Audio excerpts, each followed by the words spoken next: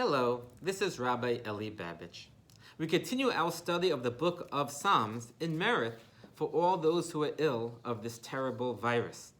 We are up to chapter number 4. Like chapter number 3, which we studied previously, this psalm was also composed while David was fleeing from his son Absalom. Absalom led a national rebellion against his father David in an attempt to usurp the throne. During this time, King David faced many perils, including the potential of losing his life. In this particular chapter, King David entreated God to save him from the disgrace and shame being cast upon him by Absalom's followers. Rashi explains that these crooked men would mock and malign King David.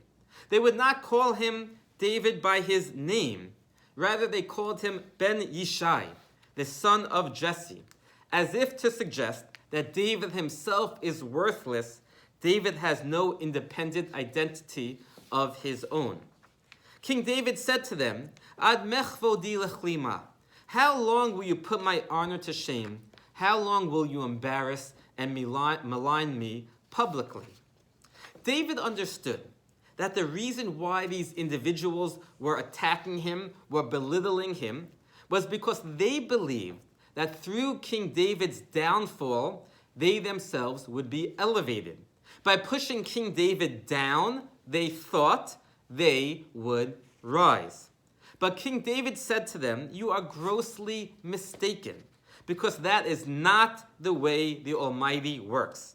Hashem does not elevate those who cut other people down. Rather, King David said to them, Zivchu zivchei tzedek, offer sacrifices of righteousness, improve your ways, act nobly, behave with goodness, do charity, uvidchu el Hashem, and trust in Hashem, trust that He will reward you. No need to behave in a crooked manner in order to advance in life. God will not elevate you that way, said King David. Rather, do good and trust that Hashem will reward you accordingly. That is the way, the only way to advance in life.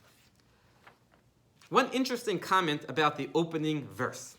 The opening verse states, Lam natseach bin ginos mizmor David, which means for the conductor with instrumental music, a psalm of David. When the temple stood in Jerusalem, songs were sung by the Leviim, the Levites, while the sacrifices were being offered on the altar. These singers and musicians were directed by a conductor. This psalm was composed by King David with the intention that King David would deliver the psalm to this conductor to be played in the temple while the sacrifices were offered. Perhaps David had the intention to relay a message to all those who are visiting the temple with their sacrifices and to tell them that you will not advance in life through dishonesty. The way to advance, the way to succeed in life is by following the divine path, the godly path, the righteous path. The text of the psalm is attached. Please recite it in merit of all those who are ill, and I wish you a blessed and safe